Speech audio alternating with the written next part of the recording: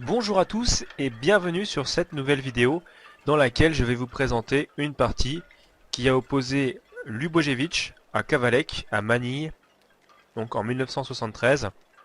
Et c'est un début Nimzovic qui a été joué. Donc on va tout de suite se placer du côté donc des noirs. Et donc les blancs, donc Ljubojević ouvre la partie avec le coup, oh, pardon, B3, donc G3, B3. Donc dans cette position, Kavalek va jouer E5, fou B2. Donc l'objectif en fait des blancs ici, c'est de laisser le centre au noir, mais de contre-attaquer le centre avec des pièces qui vont taper dessus. Et donc c'est l'idée de ce fou en fianchetto en B2. Alors c'est une idée qui en général est relativement,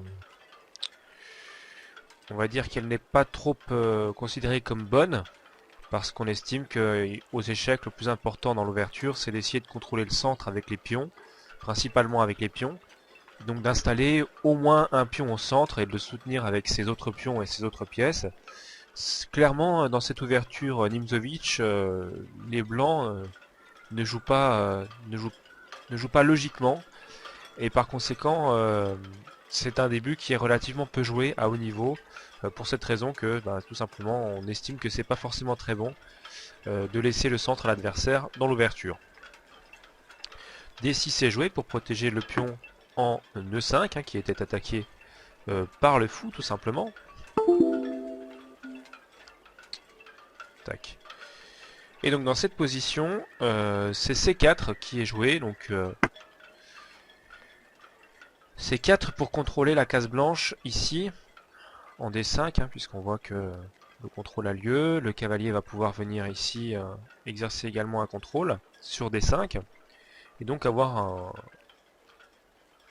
finalement un contrôle suffisant de la case D5 pour peut-être placer plus tard une pièce sur cette case, etc.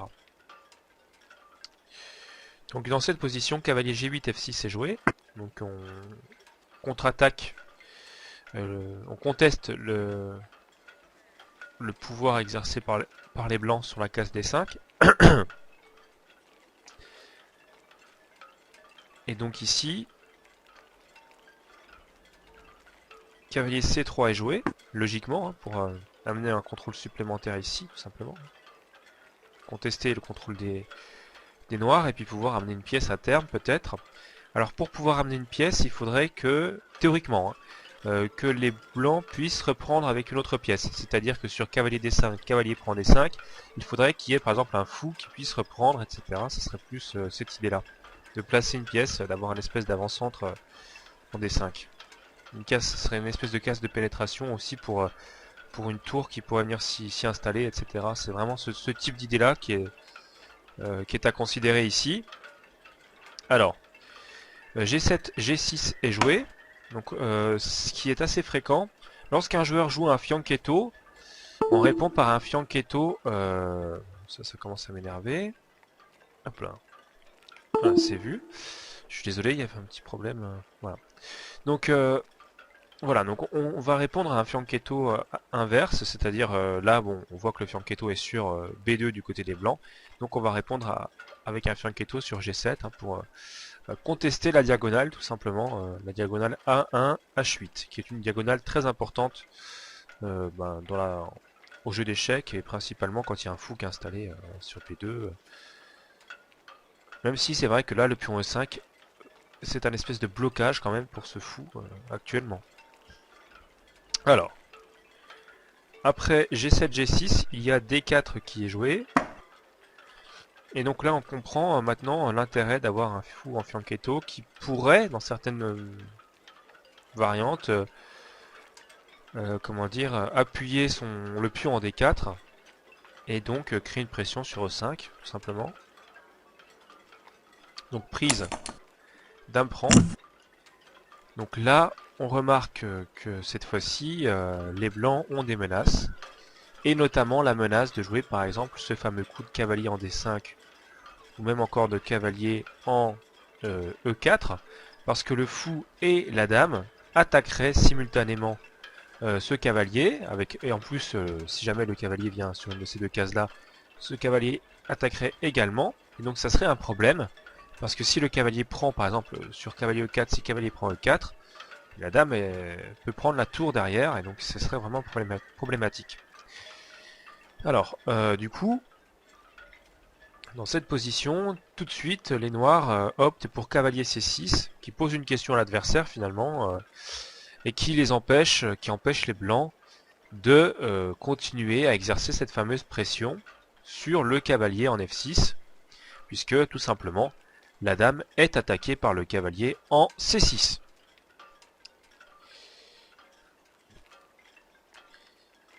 Voilà, donc je rappelle quand même que en règle générale, il est admis que sortir la dame trop tôt est une erreur, en règle générale, hein. Et à plus forte raison quand l'adversaire peut développer ses pièces en gagnant des temps, en attaquant donc notre dame à chaque fois qu'il sort une pièce par exemple, comme c'est le cas ici, hein, sur le cavalier C6.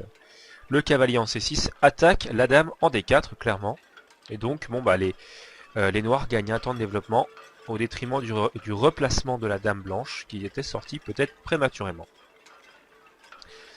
Les blancs tentent de récupérer leur temps de retard qu'ils auraient par exemple s'ils jouaient un coup comme dame D2, etc. puisque les noirs pourraient développer une autre pièce et gagner et bénéficier du temps qu'ils auraient gagné.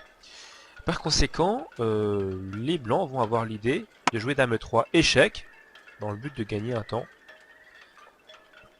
Fou C8 E6, malheureusement le coup de dame E3 échec est insuffisant. Je dirais, bon, c'est pas, la position est égale, hein. Soyons clairs, la position est égale. Mais c'est vrai que maintenant on se pose des questions concernant le fou en F1. On ne sait pas trop comment on va pouvoir le développer, ça paraît pas évident.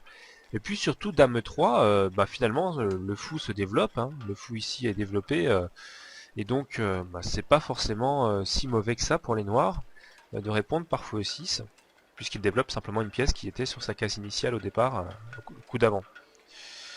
Alors, cavalier G1 F3, et là on voit que cette fois-ci il peut y avoir des idées avec cavalier G5. Hein, ça peut être une menace de jouer cavalier G5 avec une pression sur E6. Il y a aussi peut-être des idées de ce type-là, là, cavalier D5 hein, qui pourrait attaquer ici. Pardon, ici. Donc ça fait quand même des possibilités pour les blancs. Puisqu'on voit quand même que la dame conserve cette fameuse colonne. Et que le fou en E6 est cloué, puisque le roi se situe derrière lui, et que la dame blanche est devant, sur la colonne. Par conséquent, après cavalier G1 F3, fou C8, fou F8, G7 est joué, ce qui est un coup logique, parce que ça protège simplement, avec une pièce supplémentaire, ce cavalier.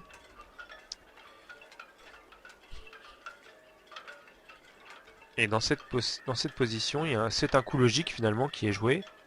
C'est cavalier G5, ici. Alors, je dis coup logique d'attaque, mais est-ce que c'est vraiment un bon coup dans cette position? Je ne dis pas ça. Alors déjà, qu'est-ce qu'on voit dans cette position? Bon, clairement, le cavalier attaque le fou, donc la dame également, donc il n'y a qu'un seul défenseur, donc une pièce attaquée 2 fois et défendue une fois seulement n'est pas suffisamment défendue. Bon, on voit aussi d'autres choses, hein, ici par exemple, hein, comme par exemple des possibilités de jouer cavalier B4, suivi d'une espèce de triple fourchette. Hein. Voilà, une fourchette à 3 dents, on va dire plutôt. Alors, c'est une possibilité.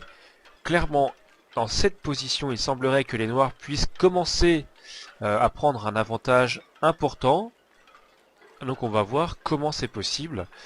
Je vous montre aussi d'autres idées dans cette position. Hein. Par exemple, la diagonale G7, enfin H8, A1, qui peut aussi être une diagonale intéressante. Donc pour toutes ces, on va dire, pour ces éléments-là et d'autres, il semblerait que Petit Roc, joué par les noirs, soit un coup correct ici, même si ça perd un pion, semble-t-il. Alors on va voir tout de suite ce qui pourrait se passer par exemple, sur cavalier prend E6, F prend E6, ça c'est ce qui est joué dans la partie. Et après, les blancs jouent G3. Certes, G3 pour développer le fou, mais on va quand même essayer de voir pourquoi pas Dame prend E6 dans cette position. Parce que ça gagnerait un pion. Alors Dame prend E6, Roi H8, je pense que c'est plus ou moins forcé, puisque Tour F7, la tour serait clouée, ce serait pas très bon. Et ici, concrètement, la menace, c'est quoi? Admettons que, je sais pas, par exemple qu'à ce moment-là, les blancs jouent G3. Comment est-ce qu'on pourrait jouer de façon à prendre un avantage très important dans cette position avec les pièces noires? Donc je vais vous montrer des cases importantes. La case E6, sur laquelle est située la dame blanche, est une case importante. On remarque, comme je l'avais dit tout à l'heure, qu'il y a des possibilités de fourchette en C2. J'avais parlé du cavalier en B4. Donc cavalier B4 serait la première case pour venir, serait une case possible pour venir menacer la fourchette en C2. Mais il y a également une autre case qui est la case D4 sur laquelle effectivement la menace serait également cavalier C2 échec avec récupération de la qualité puisque la tour en A1 va tomber. Alors cavalier D4 donc ici serait un coup intéressant. Pourquoi? Parce que sur cavalier D4 on remarque la menace tout simplement de fourchette. Mais comme je le répète, une espèce de fourchette à 3 dents puisque en plus, enfin pas vraiment ici parce que ce qui se passe c'est que la dame en E6 est attaquée, qu'elle doit bouger. C'est une évidence puisque le cavalier pourrait la prendre. Le problème c'est qu'après le départ de la dame, si la dame ne va pas sur une case qui couvre la case C2, il y aura tout simplement cavalier C2 échec avec récupération de la qualité et une très belle partie qui suivrait pour les noirs. Et clairement ici on va voir que les deux cases sur lesquelles la dame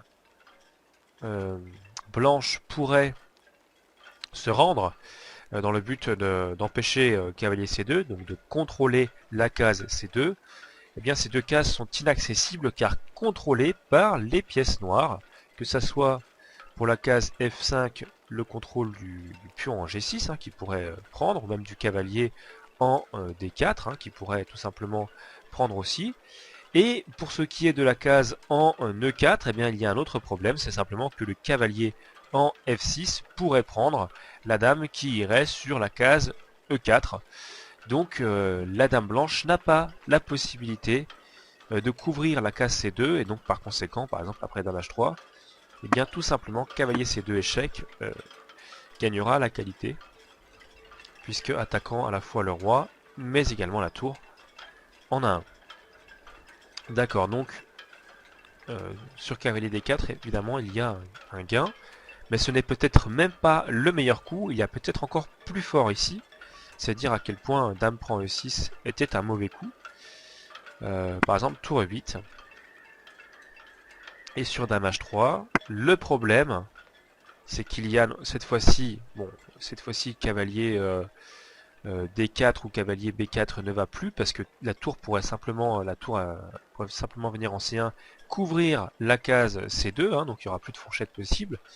Mais il y a une autre menace dans cette position, c'est cavalier E4 avec double attaque du cavalier et du fou sur le cavalier en C3 qui n'est protégé que par une seule pièce, le fou en B2. Par exemple tour C1 serait insuffisant puisque sur tour C1 il y aurait un coup absolument extraordinaire ici qui serait dame F6. Et pourquoi est-ce que dame F6 est un coup si extraordinaire? Eh bien je vais vous montrer une variante qui va certainement vous bluffer. Alors regardons tout de suite par exemple sur si les blancs jouaient par exemple on va dire un coup comme A4 ou A3 en se disant que de toute façon sur cavalier prend fou prend c'est relativement protégé. Oui mais le cavalier en E4 il a d'autres menaces. Regardez bien le pion en F2 qui est attaqué. Et donc par conséquent, pardon, il y aurait dame prend F2 avec une position intenable. D'un autre côté, si jamais tout simplement les blancs prenaient le cavalier pour empêcher la menace sur la case F2, hein, en contrôlant tout simplement cette case, il y aurait dame prend B2, alors il y aurait deux pièces attaquées, à la fois le cavalier en E4 et la tour en C1, et donc il y aurait un problème puisque ces deux pièces ne peuvent pas se protéger, aucune de ces deux pièces ne peut protéger l'autre rapidement, donc ça serait simplement une perte d'une pièce nette. Comme il n'y a pas d'attaque intermédiaire de l'une de ces deux pièces sur une pièce noire, eh bien ce serait simplement la perte d'une pièce nette. Et même bien plus ici, puisque effectivement il y aura des idées de jouer fou F3 ou cavalier D4, etc. On voit que la tour est sur la colonne, ça va certainement mater très vite cette histoire. Donc voilà, c'est pour ça que sur dame F6, admettons, que se passerait-il sur dame G2 qui finalement, dame G2 couvrirait ni plus ni moins que la case F2, hein, qui serait couverte par cette dame et par le roi. Et bien tout simplement ici il y aurait un coup extrêmement intéressant qui serait le coup dame, soit alors on peut jouer dame D4 je pense, ou dame F5. Alors dame D4, quelle est l'idée de dame D4? Donc menace mat immédiatement sur la case D2. Et si tour D1 est joué tout de suite pour protéger cette case, il y a un problème, c'est qu'il y a, regardez bien, dame prend C3, donc je vous remonte quand même la position, hein. On va prendre avec la dame une pièce mineure, donc c'est un sacrifice de dame. Dame prend C3, fou prend C3, fou prend C3. On remarque maintenant que les noirs ont perdu la dame, certes, mais qu'ils ont déjà capturé deux pièces mineures. Et dans cette position, eh bien, la tour va être perdue, puisque simplement le roi n'a pas de case de fuite. Et donc, pour parer l'échec, les blancs sont obligés de jouer tour D2, qui aurait fou prend D2, tout simplement, sur échec. Et après, roi D1 qui est forcé ici. On pourrait par exemple revenir en B4 avec le fou, etc. Mais quoi qu'il en soit, on aurait cette fois-ci non seulement du matériel d'avance, des pièces blanches mal placées, hein, parce qu'on voit que la tour et le fou sont pas prêts de jouer. La dame en G2, elle n'a pas spécialement beaucoup de cases. On voit que le cavalier ici est protégé par la tour. On voit qu'il va y avoir des possibilités d'activer assez rapidement les deux tours, de pouvoir activer les pièces. Alors je ne sais pas encore exactement où, mais on voit qu'il y a quand même des idées relativement intéressantes à peu près partout. Donc c'est évident qu'ici les noirs ont l'avantage, ne serait-ce que parce que si on regarde bien, deux tours ça vaut une dame, donc on va dire deux tours pour une dame, mais simplement les noirs ont deux pièces de cavalier pour une tour. Et donc un avantage de ce côté-là, même s'ils ont un pion de moins. Donc c'est surtout positionnellement et du fait de l'activité de leurs pièces qu'ils ont un avantage. D'accord. Donc on va revenir un petit peu en arrière. Donc dame D4. Et maintenant l'idée avec dame F5, que je vous avais dit également. Quelle est l'idée avec dame F5 par exemple ici? Tout simplement, par exemple la possibilité de prendre, déjà c'est des menaces de ce type là, avec plus tard la dame qui pourra venir ici et être extrêmement dangereuse, puisqu'on voit que le fou attaque également, c'est très problématique. Il y a vraiment du matériel qui est en l'air. Et sur G4 par exemple, le pion est protégé par la dame. Tout simplement dame A5. Hein. Et cette fois-ci on voit qu'il y a un clouage. Le cavalier ne peut pas se déplacer. Et puis le fou attaque également le cavalier. Donc ça fait beaucoup de pièces qui attaquent. Et sur dame F3 peut-être pour amener un contrôle. On voit qu'il y a 3 contrôles pour 3 attaques. C'est toujours intéressant. Il y aurait un coup très intéressant ici. Alors bon, le gain est un peu plus compliqué, hein, on le voit que sur dame D4 avec dame F5. Mais ne serait-ce que je pense à tour E6 ou tour E7. Même peut-être. Non, tour. Je pense à tour E6 plus moi. Tour E6. Admettons que les blancs essaient d'achever leur développement avec fou G2. Tour F8 arrive. Et là on remarque que les tours contrôlent parfaitement les deux colonnes. Donc la dame en plus en F3 est attaquée par la tour F8 évidemment. Il y a toujours conservation des menaces sur le cavalier en C3 qui est encore cloué, parce que le roi se situe derrière lui, et que la dame est dans la diagonale. Alors il y a quand même cependant 3 pièces qui protègent, contre 3 pièces qui attaquent, mais la dame est un peu dans le trouble, et on ne sait pas trop ce qu'on pourrait jouer. Par exemple, si dame H3 a été joué pour conserver la possibilité finalement de protéger le cavalier, ça n'irait pas parce que le pion F2 serait en prise, tout simplement. Et si dame, du coup E3 était joué pour essayer de protéger à peu près tout, que ce soit le pion F2 ou le cavalier en C3, eh bien il y aurait un coup très désagréable qui serait fou D4. Fou D4 attaque la dame, mais attaque derrière la dame le pion F2 qui est déjà attaqué par le cavalier, par la tour, et on voit que l'autre tour contrôle parfaitement la colonne, que la dame a toujours ses menaces, etc. C'est une position complètement désespérée pour les blancs ici. D'accord ? Donc c'est pour ça que tout simplement on ne pouvait pas jouer dame prend E6 parce qu'il y avait vraiment trop de possibilités d'avoir du contre-jeu pour les noirs.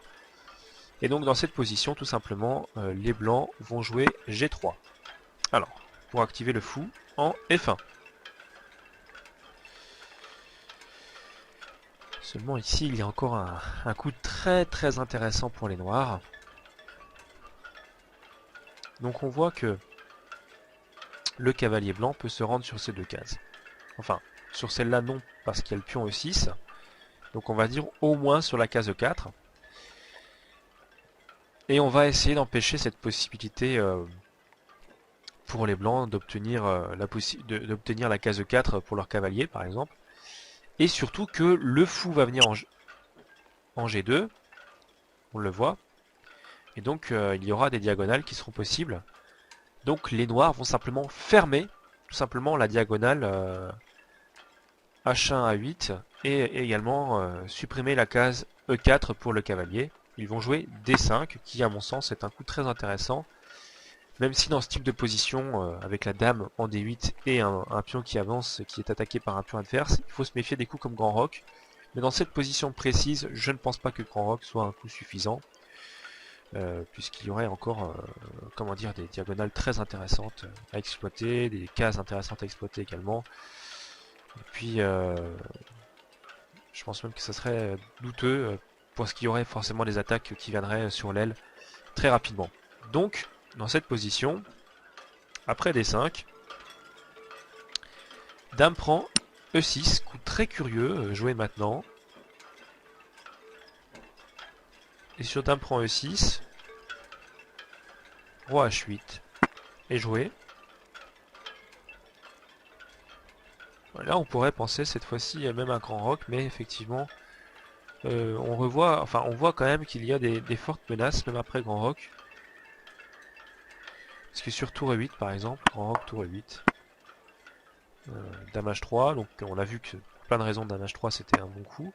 Enfin c'était probablement l'un des meilleurs coups je veux dire.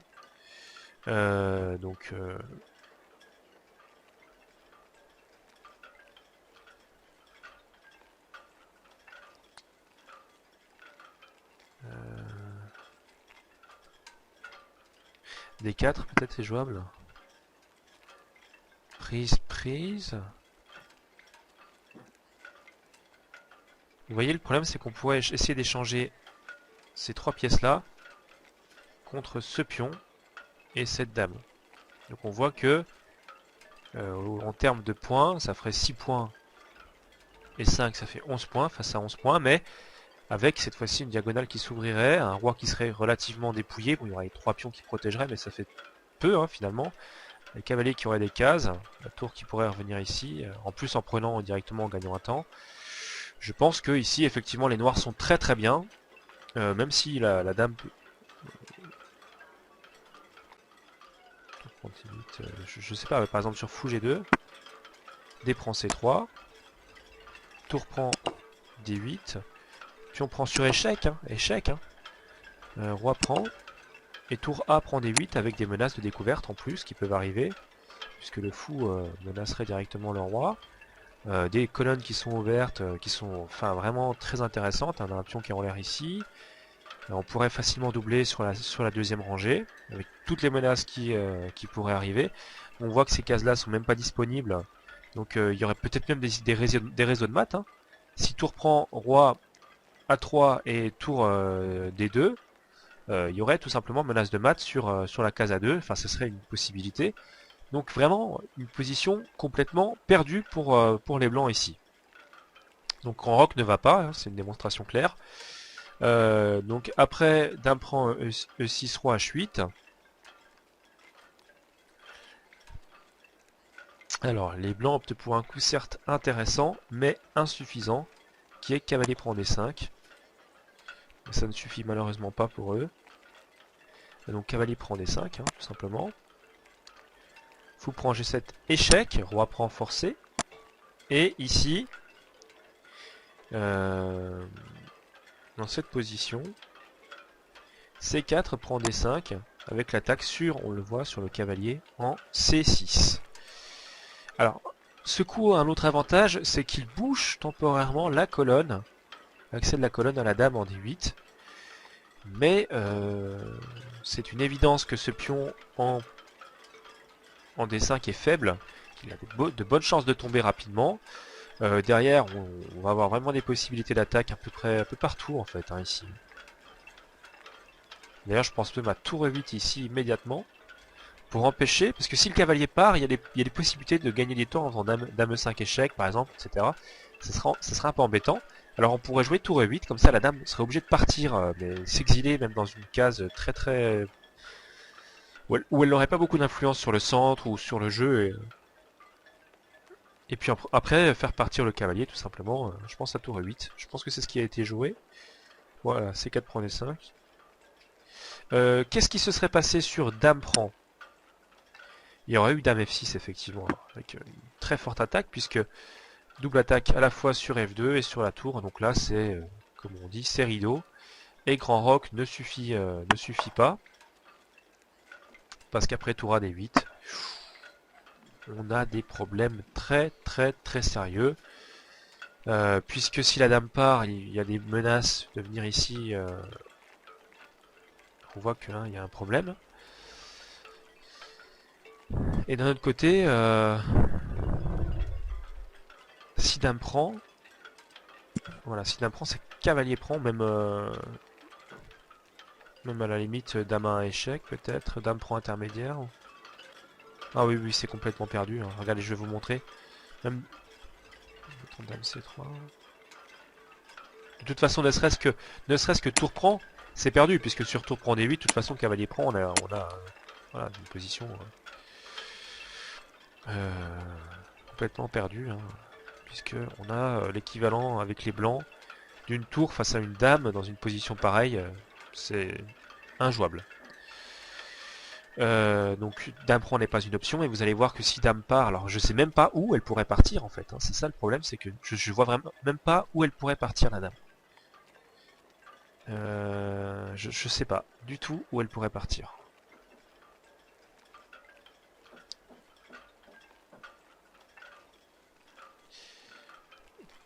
Admettons, peut-être dame F3 ou... Voilà, il y aurait, je vais vous montrer la variante avec dame échec. Roi ici, dame prend échec. Roi B2, parce que si roi ici c'est mat. Certes, Et mais après peu roi brillant. B2, c'est pas beaucoup mieux, je pense qu'il y a tour échec. Tour D2 échec. On voit que ça va probablement mater très vite, dame C1, roi ici, tour prend A2, roi ici, et on mate très facilement avec Je me tour fritze les A5. Donc voilà, moustaches. vraiment c'est clair, c'est mat en fait. Même pire que perdre la tour, c'est mat, très rapidement. Donc voilà, dame prend D5 n'allait pas, pion prend c'était quasiment forcé. Et sur pion prend, tour E8. Voilà, refoule la dame, qui va devoir aller en G4. C'est toujours mieux que H3, il n'y a pas d'autres cases disponibles. Donc voilà, c'est quasiment forcé. Et dame prend D5 avec une menace immédiate sur la tour en H1. Il y a des menaces, d'autres menaces, hein, notamment dame E5 qui pourrait menacer ça et ça. Enfin bon, là pour l'instant c'est relativement bien protégé, mais Ça serait une possibilité. Et surtout encore plus fort, effectivement, comme me le montre l'ordinateur, il y a cavalier E5 avec la menace de faire tout simplement cavalier mat hein, en F3. Puisque par exemple, je vous montre une variante toute simple, mais sur tour G1, cavalier E5 échec, admettons dame H3, c'est mat immédiatement Et pour le sur repas de ce soir, mat du F3, puisque roi à la l'étouffée. tour noire en E8 cloue le pion qui peut pas bouger, qui peut pas prendre le cavalier, et la dame noire, attendez, je fais n'importe quoi, la dame noire contrôle la colonne D, le cavalier donnant échec, c'est terminé, c'est mat, puisque le roi n'a pas de case pour s'enfuir. Donc voilà, c'était vraiment une position très compliquée pour les blancs. Donc, après, dame prend D5. Et en plus, la menace dame A5 qui arrive. Hein. Regardez, dame A5. Tour D8 peut-être, etc. Avec des menaces de mat immédiates aussi. Ouf, ça va être... ça va pas être possible de tenir, tout simplement. Ça va pas être possible de tenir. Dame A5, tour D8, tour ici, ou même après dame C3 et tour ici mat. Hein. Admettons, je sais pas, sur tour G1. Bon, dame A5, c'est vrai que tout de suite, peut-être la pousser, cavalier prend. Et c'est peut-être encore compliqué à gagner, on va dire. Encore, mais quoique les gains, franchement, ils sont assez visibles. Hein.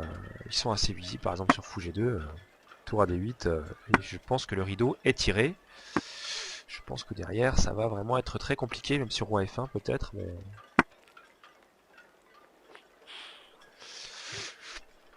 Je crois que ça va être très dur de tenir ça. Cavalier C2, tout de suite, tour C1 peut-être. Tour B1.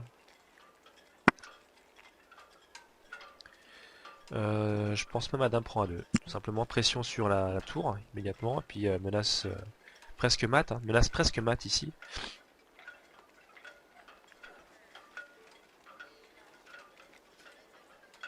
Ah ouais. Tour C1. Dame B2. Et là, la tour n'a plus de case. La tour n'a plus de case. Et sur tour prend, il y a mat en un coup. Tour D1 Et échec. vais m'évager Mat d'où du noir. rouge. Donc on voit que c'est compliqué. C'est pour ça que effectivement tour E8 est un coup très fort. Dame G4 est joué. Dame prend D5. Et alors là, après dame prend D5, on peut déjà abandonner avec les blancs. Hein, c'est vraiment perdu. F3 pour empêcher à la fois la dame de s'emparer de la tour et pour permettre au roi d'avoir une case de fuite ici, puis peut-être de trouver un peu de refuge difficilement, mais peut-être sur G2 ou en tout cas c'est une idée, ou peut-être même de jouer après E3 fou E2 et d'essayer de tenir comme ça. Ça, ils n'auront pas le temps. Malheureusement, ils n'auront pas le temps. Donc cavalier E5. Le coup est quand même joué.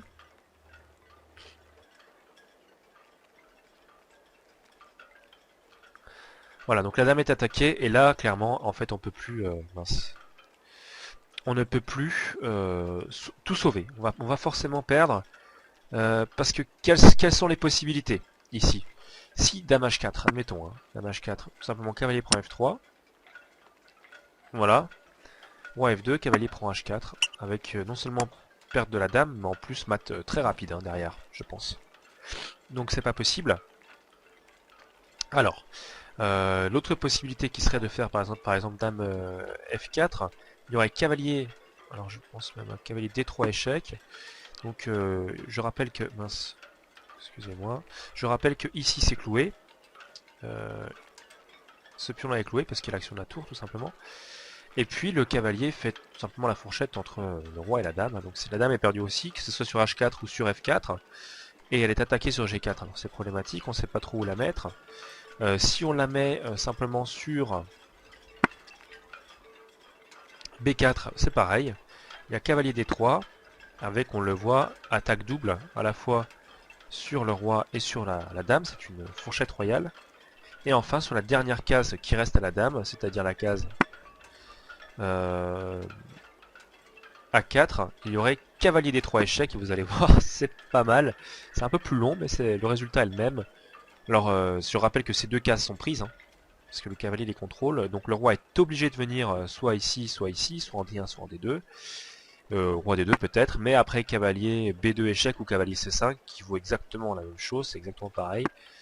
Et bien tout simplement, il y a une découverte avec, on le voit, la dame qui attaque le roi, donc échec, mais également le cavalier qui attaque la dame blanche, et donc celle-ci sera perdue très rapidement, tout de suite en fait, juste après le coup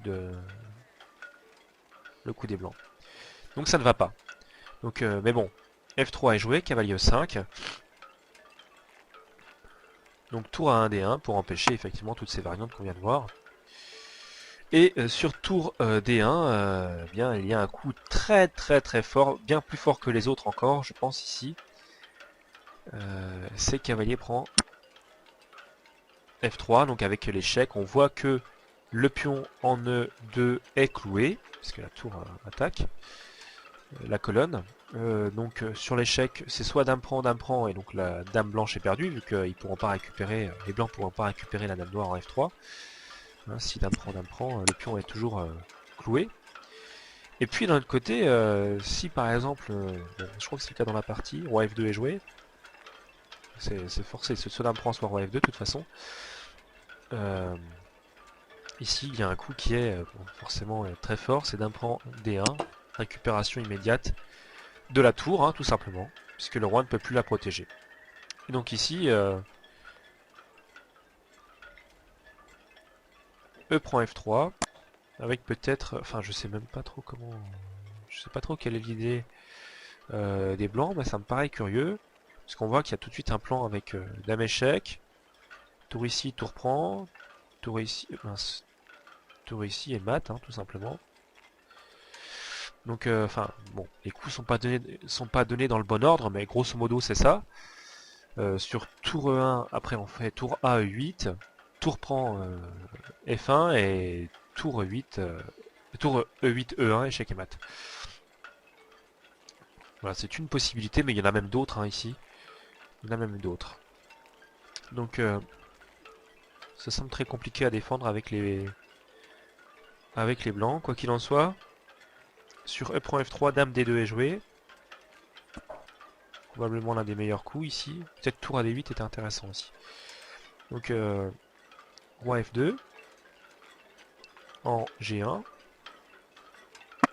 Tour E8 E1 avec l'idée que je viens de vous dire. Dame G4 C4. Donc défendre le fou avec la dame tout simplement. Et après tour A8 E8, et bien tout simplement les blancs abandonnent. Tout simplement parce qu'après tour prend, dame prend, tour E8 gagne la dame. Et donc c'est terminé derrière. Donc je vais vous montrer la variante, mais par exemple, peu importe le coup joué, et si on essaie par exemple de jouer H4, il y aurait ne serait-ce que tour prend F1. Donc sur roi prend, c'est mat en un coup. Plaisir, tour 1 mat. c'est de vous rendre plus fort. Et si, comment dire, c'est dame prend qui est joué, tout simplement il y aurait tour E1, la dame est clouée, on le voit, hein, puisque la tour attaque.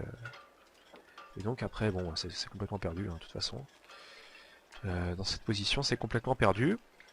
Et donc la dame est perdue, la partie est perdue, voilà. Donc c'est la fin de cette vidéo d'attaque. Vous voyez, un gain en 22 coups. Les noirs gagnent. Donc c'est Kavalek qui l'a emporté sur Ljubojevic. J'espère que cette vidéo vous a plu. Les idées d'attaque, j'ai essayé de les développer un petit peu plus que dans les vidéos précédentes pour que vous puissiez bien voir. Quant à moi, eh bien, je vous dis à très bientôt pour de nouvelles vidéos. Je vous souhaite de rapides progrès.